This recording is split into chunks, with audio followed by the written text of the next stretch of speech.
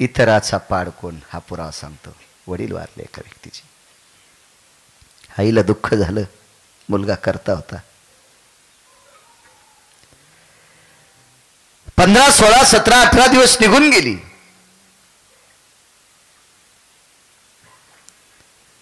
आईच्या जवळ मुलगा बसला. आईला विचारलं, आई तू गेल्या 17, 18 दिवसापासून दुचित आहेस, काय करायचं नेमकं? काही नाही बाळा, एक तुला विनंती आहे. बाळा, मी हळदीच्या अंगानं तुझ्या बाबासोबत या घरात आले. आता ज्या घरात राहतो त्या घराच्या जाग्यावर एक लहानसं झोपडं होतं रे.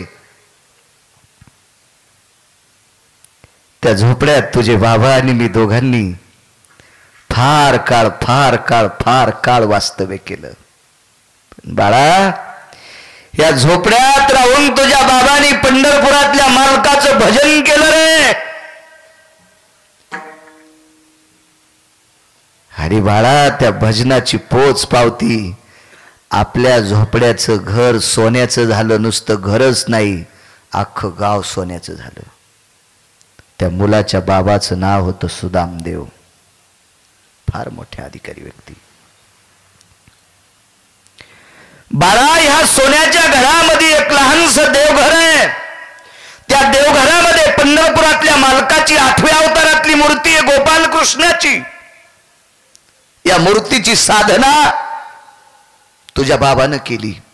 बाळा, ती साधना इतकी टोकाला गेली, ती भक्ती इतकी टोकाला गेली, इतकी टोकाला गेली की तो द्वारकेतला मालक प्रसन्न झाला. त्यानं अख्खं गाव सोन्याचं केलं. गाव सुवर्णाचा दिला गा, अख्खं गाव सोन्याचं झालं. आई, नेमकं तुला काय म्हणायचं? बाळा, अरे तुझ्या बाबांनी ज्या विठ्ठलाची, ज्या भगवान कृष्ण परमात्म्याची सेवा केली, एवढं मोठं विश्व निर्माण केलं त्या सेवेत. आता तुझ्या बाबानं जी परंपरा चालवली ती पताका तू खांद्यावर घे. माझ्या वडिलाची मिरासी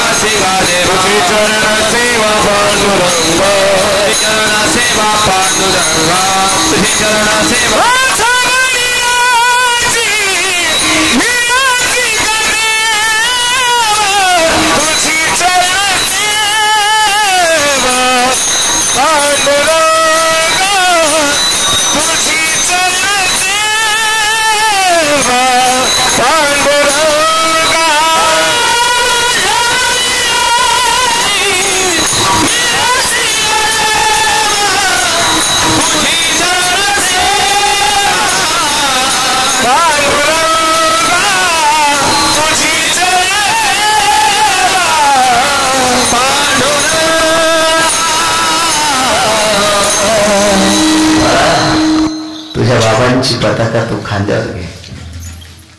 काय करू आई? बाबा रोज सकाळी 2 तास या मूर्तीची पूजा करत होते. करतो हा नियम. धर्म सिद्धांत असा सांगतो, नित्य नेमावीन अन्न खाय तो श्वान. श्वान म्हणजे कुत्रच. नेम न करता जर कोणी भाकरी खात असेल तर समजायचं माणूस असला तरी रूपात माणसाचे, पण बेट कुत्र आहे. याच्या जर हात घालून बोलू का? जिहम नियमम वर्जेती स्वानम भवे जायते. नियम वगळता जे जगतंय ते कुत्रे. मग कुत्र्याचे मायबाप कोण? कुत्र. माय कोण? आजी, आजोबा, पणजी, पंजोबा. एकम नियमम जायते तथा स्वानम कुलो भवा. नियम चुकवता जे भाकरी खाते त्याचा अख्खो कुल कुत्र्याचे यादीत. अख्खो कुल कुत्र्याचे यादीत. म्हणले नेम कोणता करायचा? कोणताही करायचा. सकाळी स्नान झालं की मारुतीरायाचं दर्शन, इतकाच नेम. तुम्हाला चौकतू तितकंच. लय ओझ बोकांवर घ्यायचंच नाही. शरीर 7 किलो जण 18 किलो बोजा घेतलं मग शिन सोबल्या. एकच नेम करायचा. 2 ज्ञान बनायचं वया वाचल्याशिवाय पाणीच देणार नाही.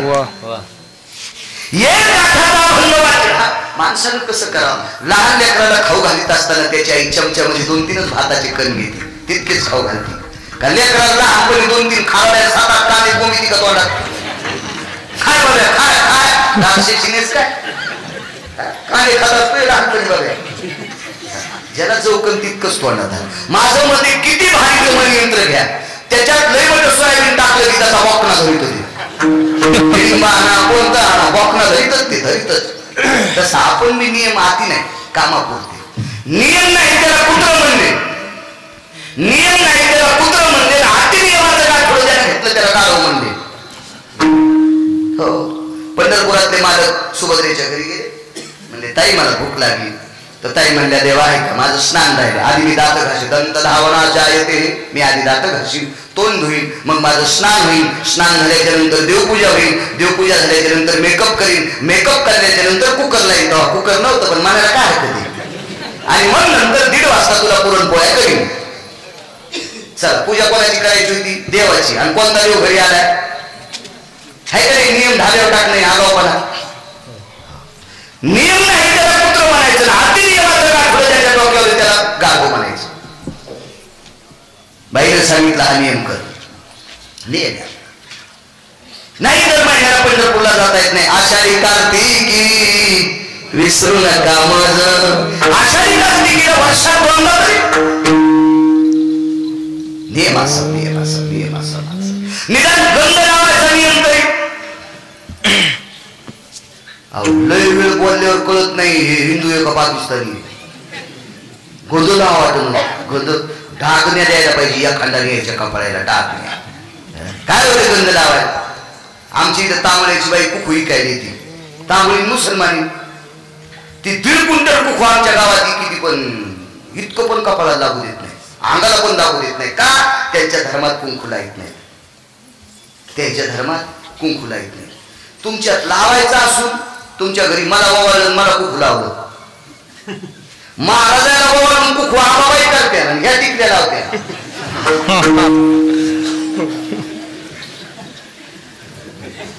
कशा असं ते तुकाराम महाराजाच्या जुलत्यात बसले पुढे.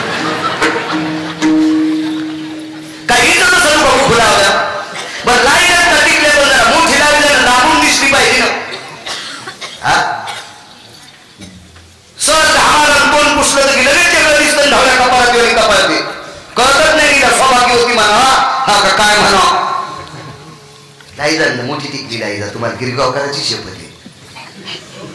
आजच्या भाऊबीज इतकं देऊन टाका मला, फक्त टिकली जरा मोठी करी जा. अहो सूक्ष्मदर्शकाखाली पाहा लागायले. हो, पाया पडल्यावर कळलं ना आशीर्वाद सौभाग्य होती म्हणून द्यावा. करिष्टम गंगा भागीरथीं जायते तत्र जायते रुक्तम बिंदू भया.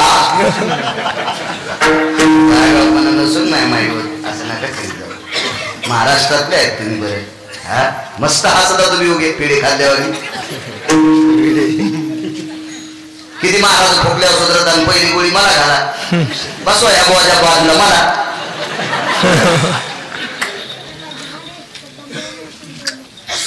संस्कृती नियम पाहिजे, नियम पाहिजे.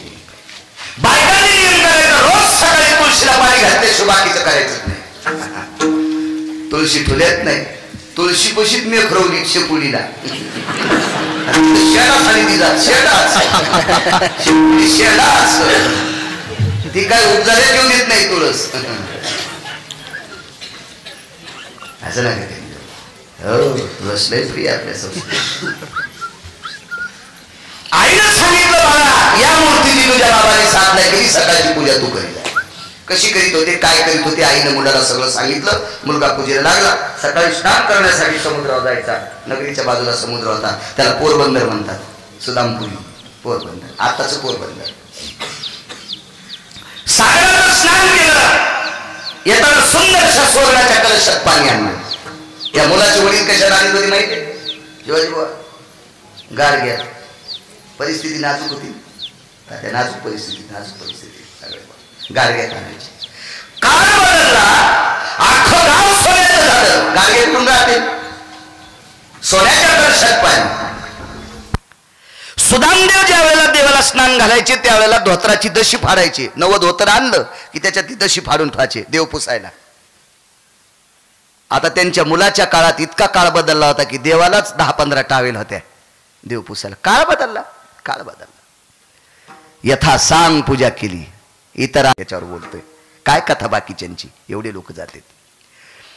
देवाची पूजा आटपली आणि वडिलांचा नियम होता देवाला स्नान घालायचं, देवाला पुसायचं, पुसल्याच्या नंतर वस्त्र घालायचे, वस्त्र घातल्याच्या नंतर गंध लावायचा. चंदनं च महत्पुण्यम पवित्र पापनाशना विलेपनं सुश्रेष्ठाय चंदना सर्वज्जायते नः यद्गंधास्पान्दु सकलायां लेपनभवस्थितायां यतमल्यानिळुसु चंदनेषु अंगम सर्वाविलेपन भस्म विलेपनं भयजायो. असं सर्व सुगंधी द्रव्यानां पुष्टियुः असे गोड मंत्र म्हणायचे ते. आणि हे सगळं टपल्याच्या नंतर मग पाठीमागं जायचं. त्यावेळेला झाडाला कळ्या आलेल्या असायच्या, कळ्या आलेल्या असायच्या. त्या कळ्या सुदामदेवाच्या पत्नीनं तोडायच्या आणि एका परडीत घ्यायच्या. मालक बाहेर आले की त्यांना नेऊन द्यायच्या. मुलांनी 2 तास पूजा केली पण झाडाला कळ्याच आल्या नाही. आई फुले, बाळा तू पूजेला बसायच्या आधी 1 तासापासून बसले होते. तुझे बाबा पूजेला बसल्या शेवटच्या 5-4 मिनिटात झाडाखाली येत होते, तेवढ्या टायमात कळ्या लागत होत्या. आता तू पूजेला बसायच्या आधी 1 तासानं बसले, तुझे 2 तास आणि ते 1 तास, 3 तास झाले तरी पण झाडाला कळी लागत नाही. पुन्हा डबल सागराच्या स्नानाला गेला, पुन्हा पाणी आणलं, पुन्हाला देवाला स्नान, चंद स्नान, भस्म स्नान वगैरे विलेपन, नाना प्रकारचे घृत स्नान, दधी स्नान, शर्करा स्नान, मधु स्नान, पंचगव्य स्नानम समर्पयामी, नाना प्रकारच्या मंत्राची पुष्टी. पुन्हा 2 तास पूजा तरी झाडाला कळी नाही. पुन्हा तरी पण झाडाला कळी नाही. बघता बघता 2-4 वेळेस डबल पूजा केली. आईला आवाज दिला, आई फुलं, बाळा सकाळी मी 3:45 वाजता स्नान केलंय सागराचं, त्यावेळेस पासून फुलाची परडी घेऊन बसले, झाड फुल देत नाही. वापस मुलगा मधात आला आणि देवघरातल्या मूर्तीच्या पायावर डोकं ठेवलं. देवा का का का का रे देवा, का देवा का का का का मी मंत्र म्हणल्यावर फुलं लागत नाहीत. सुदाम देवाच्या मंत्रात अशी ताकद होती, सुदाम देवाच्या वाणीत अशी ताकद होती. त्यांची वाणी खिडकीतून बाहेर पडली की झाड प्रसन्न होत होतं, झाडाला फुलं येत होते. ही त्यांच्या भजनात ताकद होती. भजनात इतकी ताकद सुदाम देवाच्या. 3दा पूजा केली तरी कळी लागत नाही. मग देवाच्या पायावर डोकं ठेवलं, रडायला सुरुवात केली. का अरे मी सुदाम देवाचा पुत्र आहे देवा, का का असं करतोस. पायावर डोकं ठेवून रडत होता. तेवढ्या अवकाशात सुदाम देवाच्या मुलाच्या डोक्यावर पाठीवर पाण्याचे थेंब पडत होते. काय पाठीवरून डोक्यावर पडते म्हणून डोकं उचलून वरी पाहिलं तर द्वारकाधीश कृष्ण परमात्मा रडत होते. याचा अर्थ असा होता, तुझ्या बाबाला जी पूजा येत होती, तुझ्या बाबाची जी माझ्यावर श्रद्धा होती ती तुझी नाही बाबा. दृष्टांत संपला. ज्या साधूने साधना केल्याच्या नंतर हे झाड फुलं देत होतं, इतकी ज्याच्या साधनेतली ताकद होती तेही सुदामदेव जाऊ शकते. इतराचा पाड कोण, इतराचा पाड कोण, इतराचा पाड कोण, इतराचा पाड कोण.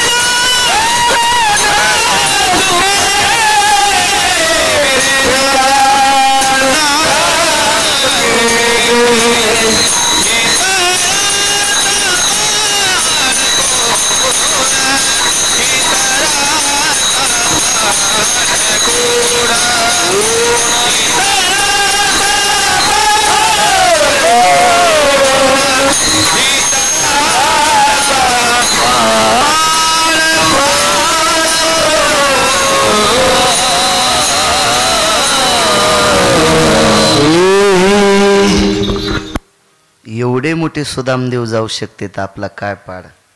काय एकनाथरावांची कथा आहे, तिथं जावंच लागेल. पंढरपुरातला मालक 7व्या अवतारात भावाचं डोकं मांडीवर घेतलं आणि रडू लागला. त्या भावाचं नाव होतं लक्ष्मण. त्या पंढरपुरातल्या मालकाचं 7व्या अवतारातलं नाव होतं भगवान प्रभू रामचंद्र. शक्ती लागली. रावणाला लग्नात सप्रेम भेट आलती. सुमाली नावाच्या राक्षसानं शक्ती आंदन दिलती. ती ब्रह्मवरदानयुक्त शक्ती होती. ती शक्ती खरं तर रावणानं लक्ष्मणाला मारलीच नव्हती. त्याला राग आलता, महाभाऊ मला सोडून दुसऱ्या पक्षात काऊन गेला. त्याला त्याच्या भावाचा राग आलता. अहो शेजाऱ्यानं आपला कापूस नेऊ द्या हो, शेवटी ते शेजारीचे. पण आपण जालन्याला गेल्यावर जर बायको मुकट ऐकीत असेल तर कशा असतात बघा ना.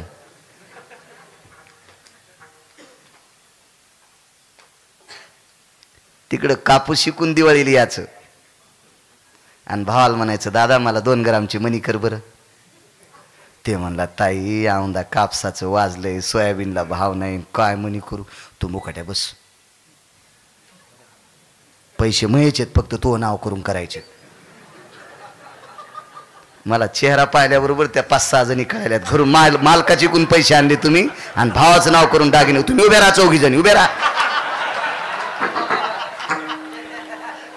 तुम्हाला मै शपथ उभे राहा.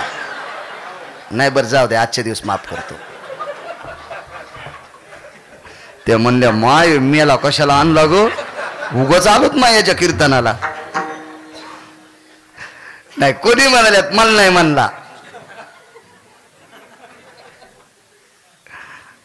मला चेहरा पाहिल्या पाहिल्या कळतं कोण कोण मालकाचे पैसे चोरी. ती एक माणूस म्हणला आपली बायको कधीच चोरीत नाही, पैसे बदलल्यावर कळाली.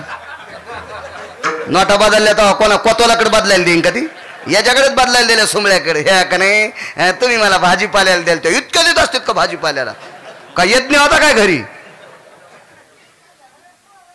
विठाला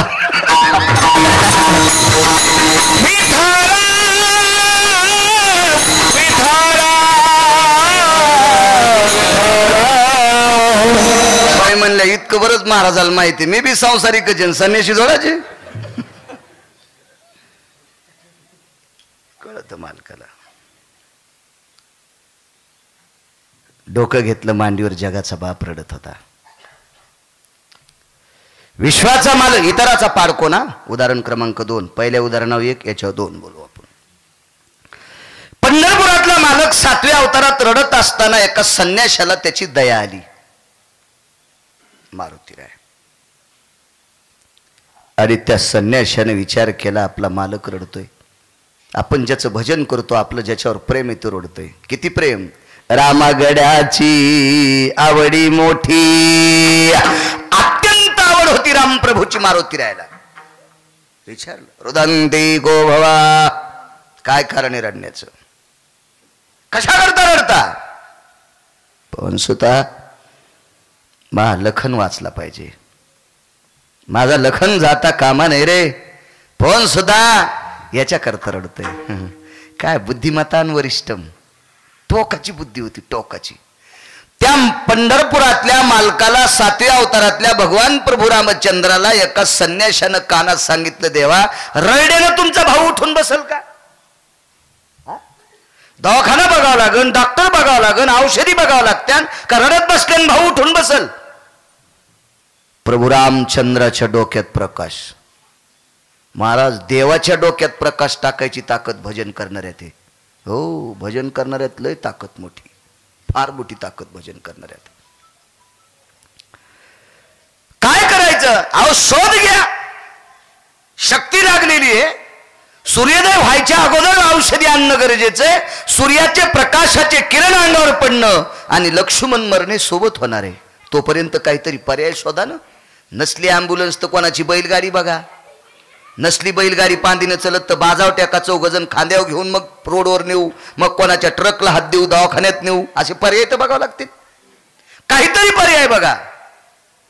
तर प्रभू रामचंद्रानं सांगितलं, हनुमंता आपण समुद्राच्या तीरावर इथं कोण ओळखीचं आहे.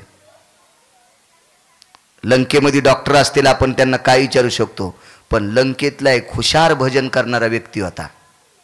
हो, भजन भजन स्वार्थी भजन करणारा. मी म्हणत नाही बरं का, पैठण मधले मालक म्हणतात, मनसी बिभीषण शहाणा तो महामूर्ख जाना, आपल्याच यादीत होता. त्या भजन करणाऱ्याला संन्याशाने विचारलं, सांग तुझ्या नगरीत डॉक्टर कोण आहे? सुशन नावाचा डॉक्टर. त्या सुशन नावाचा डॉक्टर आमच्या लंकेतल्या सगळ्या लोकांचा डॉक्टर आहे. त्यानं तपासलं की कामच झालं.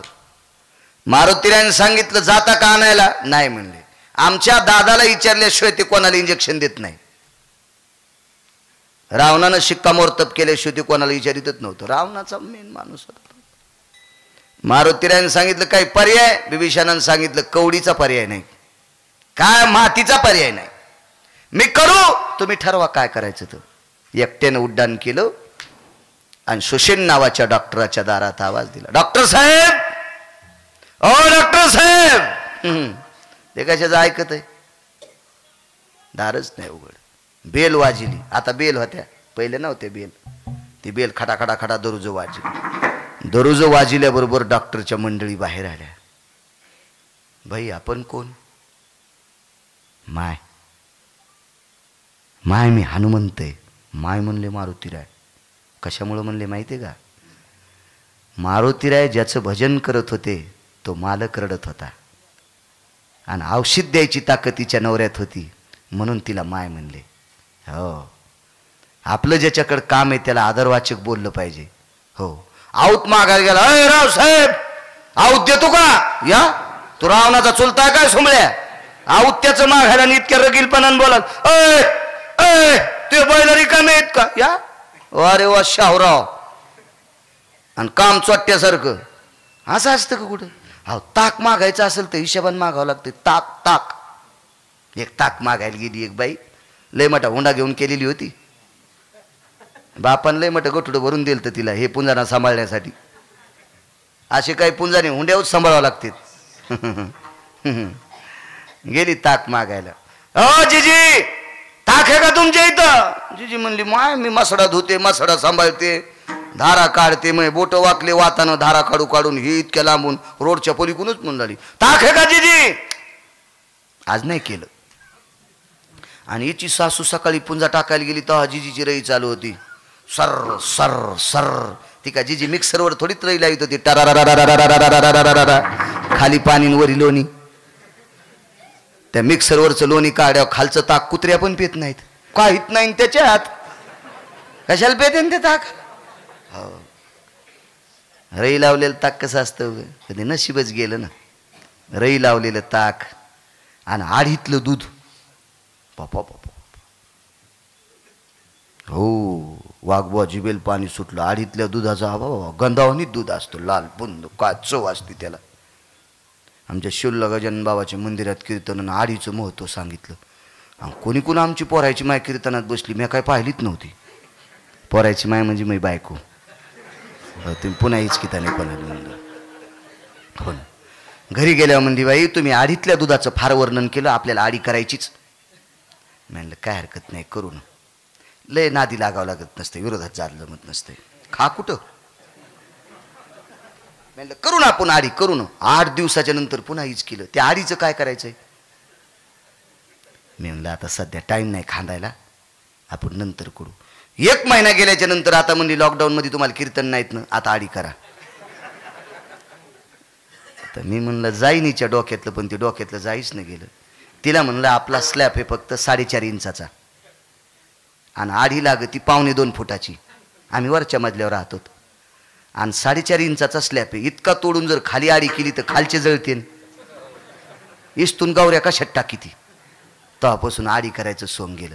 म्हणलं आडीच करायची असेल तर रानात झोपडं करून तिथं राहू, मस्त कमरा इतकी आडी करू. बाई कुठं मातुड्यात पुन्हा आडी करायचा विषय संपला. औषध चांगलं असलं की गुण येतो बघा. एका इंजेक्शनात नीट पोरायची माय, पुन्हा नाही आडी करायचं म्हणली. आडी करायला जुनी घरं लागते. हे सिमिटाच्या डोंगरानं काय आडी होत असते काय कुठं, काय विषय त्याला.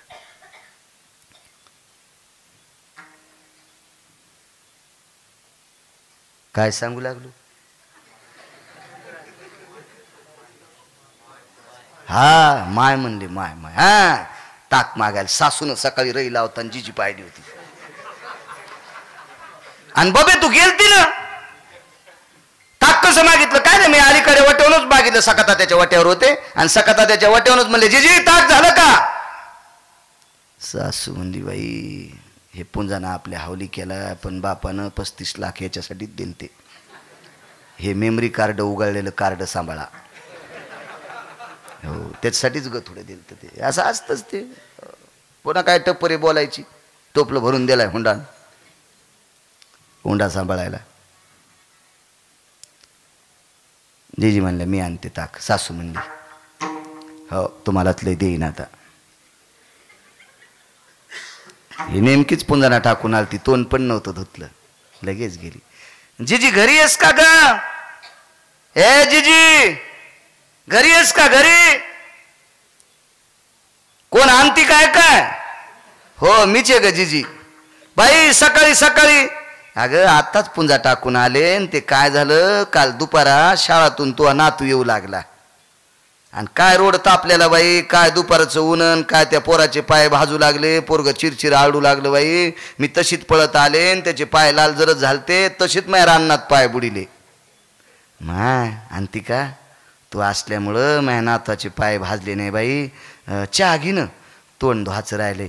घे चुलीतला ढेपसा. नाही बाई मग अजून सडा सारून. अगं कवरक मरत आकड्या देते. काय दिवसाला बांधून देणार आहेत पोट्टे. काय इतकी बेजार व्हालीस. घे ढेपसान घास दात. निरशा दुधाचा चहा प्याला अंतिकीनं.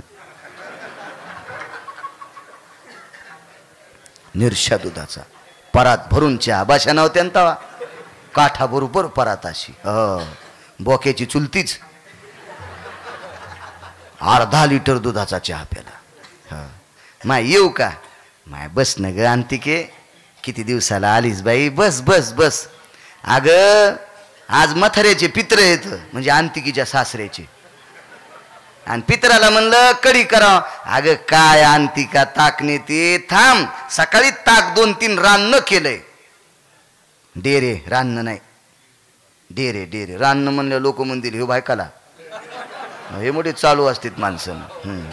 2-3 डेरे. हा हे म्हणले मी बी तेच म्हणालो. 2-3 डेरे ताक आहे. काय नेती बाई ताक. थांब बस जरास दही घेऊन जाय.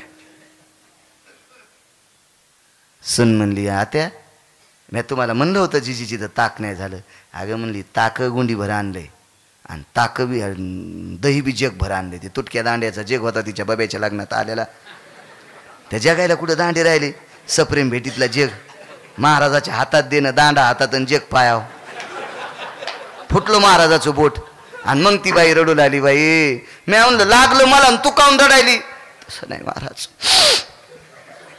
बाई आमची इथं महाराजांच्या पाया पडायची सवय माणसाला लागली. तेव्हापासून भांडायला पण लागली. इतकी बाई हुशार. ती म्हणलीच नाही माझ्या बाब्याच्या लग्नातला तुटक्या दांड्याचा जग म्हणून. अशा काही काही हुशार उघडं पडूच देत नाहीत काही काय बाया. हो लय भारी.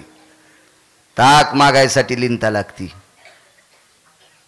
त्या जगाच्या मालकाचे डोळे पुसायचे त्या डॉक्टरच्या हातात आहे. त्या बाईच्या नवऱ्याच्या हातात आहे. म्हणून मारुतीराय तिला माय म्हणले. माय माय मी हनुमंत आहे. आतमध्ये गेले. होय व अहो होय व अहो ऐकलं का. काय माय ते आपली लंका जाळलेलं शेपटीवाला आले.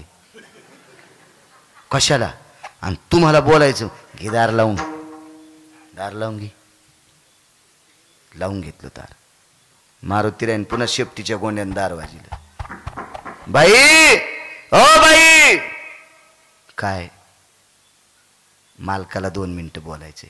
ते आतून म्हणलं त्याला म्हण बाहेर गेले म्हण. बाई मालकाला बोलायचे. मालकाला ए म्हणणं त्याला बाहेर गेले. म्हणजे तेच ऐकायला काय सांगू मी. हो काही काही माणसं असे बदमाश असतात. 7 दिवस एखाद्यानं काम करावं. एखाद्या बाईनं कापूस याचा. कापूस आहेत ना तुमच्याकडे. कापूस याचा सोयाबीन कापा काय तूर कापा. आणि 8व्या दिवशी बाजाराच्या दिवशी त्या बाईन मागा. जिजी जिजी पैसे द्या ना. जालन्याला जायचंय बाजाराला. भाजीपाला आणायचा द्या ना पैसे. ते गेलेत जालन्याला आणि त्याचे बुट तर बाहेरच आहेत. आज ते मायात चपला घालून गेले. रे वा, जिजी पैठणच्या तळ्यात टाका, तारानं पाय बांधून माशा तरी सुधरते नीला खाल्ल्यावर.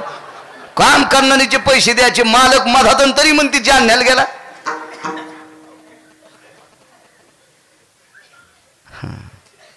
त्यांनी सांगितलं मन बाहेर गेले, तेच ऐकायले. दार लावून घे म्हणले, पुन्हा दार वाजले. बाई तुमच्या पाया पडतो, मालकाला 2 मिनिटं आणा. अहो ती म्हणली नका जाऊ, पण चला ना माय, ते बिले हाटी. त्याच्या सगळ्या अंगातून घाम निघत होता. त्याला माहित होतं मारुतीरायाची ताकद काय. हे ज्या रावणाचं ऐकून इंजेक्शन देत होतं, याच्या मालकाच्या दाढीन मिशा एका खपक्यात जाळल्या होत्या त्यानं. हनुमंत महाबळीन दाढी रावणाची, बळीयाचा शिरोमणी. लटलट लटलट कापस सुशील लागला. काय का आमच्या मालकाचे लहाने भाऊ आजारी आहेत, त्यांना शक्ती लागली, रावणानं शक्ती मारली, कृपया एक विनंती करा, औषधोपचार करण्यासाठी यावं लागते. ते म्हणले रावणाला जाऊन भेटा.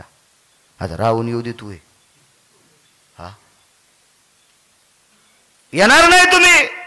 नाही म्हणजे याचं काय हरकत नाही, पण मी तुमच्याकडे आलो असं रावणाला कळालं की रावण सकाळी मग अख्खा संसार फुकून देते. मारुतीराय म्हणले आल्यावर ते फुकून देते, नाही आल्यावर मी फुकितो.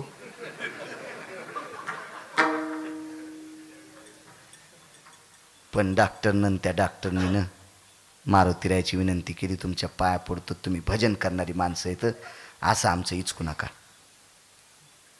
भजन करणाऱ्यांना इचकिलं पाहिजे, इचकू नका म्हणे आमचं. घेतलं लावून.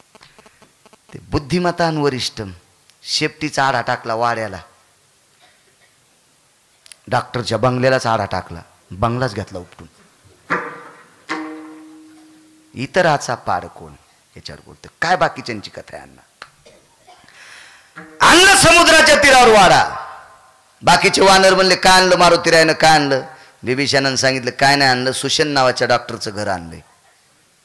पायासोबत उपटीलं घर. हो असे हालू लागलं घर. बायको म्हणली माय खांब हाललेत, मोकाड्या बस म्हणला, खांब गिंब काय हालत, त्यानं घरच उचललंय.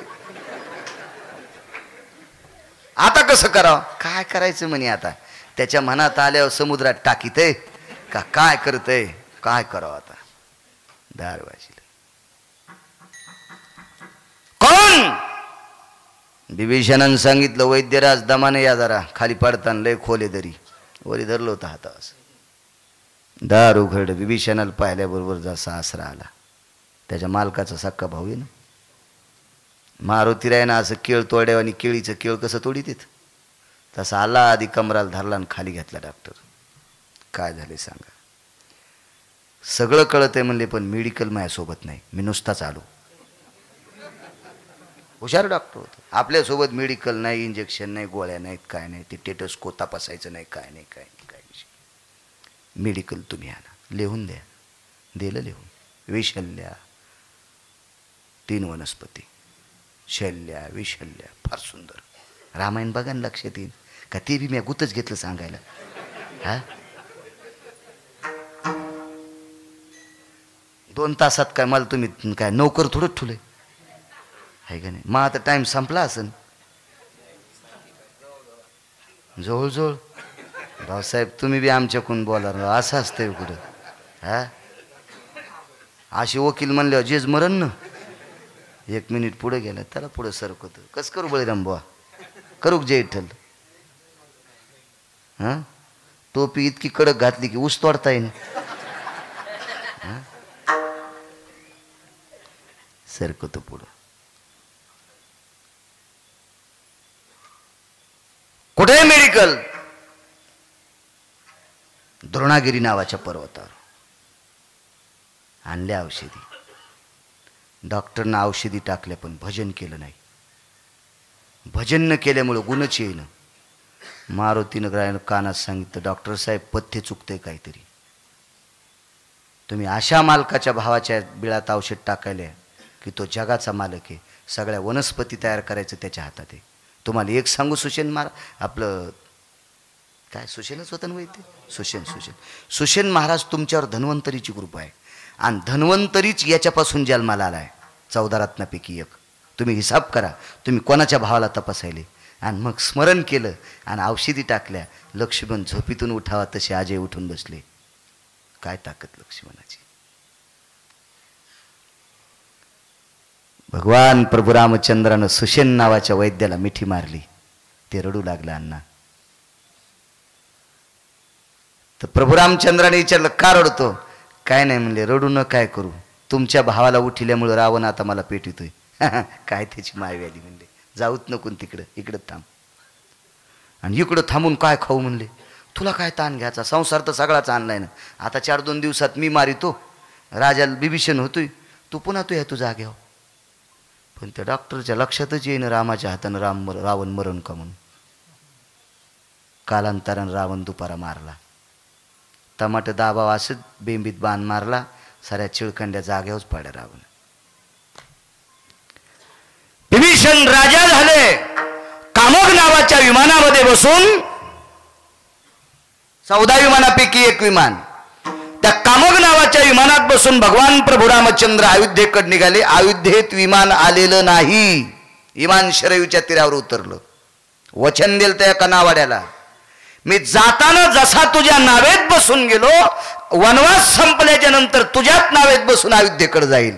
विमान शरयूच्या तीरावर आलं, त्या केवटाच्या नावेत बसले आणि पहिल्या तीराला नेऊन सोडून मग अयोध्येत पोचले. विमान वापस गेलं.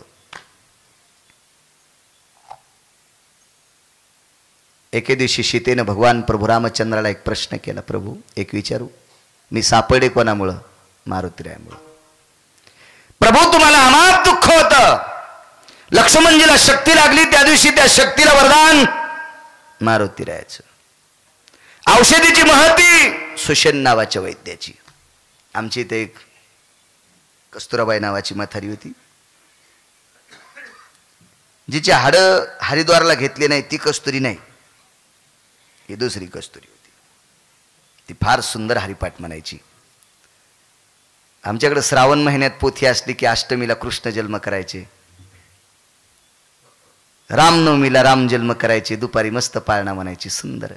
वल्लियानाया गेले मारवती, वल्लियानाया गेले मारवती, जिवंत केले उर्मिल्लापती, जुवाळा जुरेजू, जिवंत केले उर्मिल्लापती, जुवाळा जुरेजू. वल्लियानाया गेले मारवती, जिवंत केले उर्मिल्लापती. काय काव्य होतं काय काय बायकांचं. आता मागच्या श्रावण महिन्यात एक आमच्या इथे नवीन मुलगी आली, लग्न झाल्यावर गेल्या वर्षी. ती म्हणली मला भजन येते. मी म्हणलं मन बाई. पार्वती महादेव संन्यासीन कसा झाला गणपती. आमच्या मंदिराचं मागचं भिताड त्याच भजनामुळे पडलं. असं भजन असतं का ग बाई म्हणलं, गाथ्यातलं म्हण ना तू. भेल वाया गेले ग बाय बाय, तिकडेच घसरून मेले. कशा गुदगुल्या, तिकडे बी काय घुंगर वाजत आहेत. महाराज तुम्ही वारकरी संप्रदायात घुंगर बांधले, मला भेव वाटणं. नाही तर ह्या घुंगरामुळं 150-150 एकर इकल्या काय काय लोकांनी. हो, आणि तुम्ही यालाही टाळ्या वाजवायले.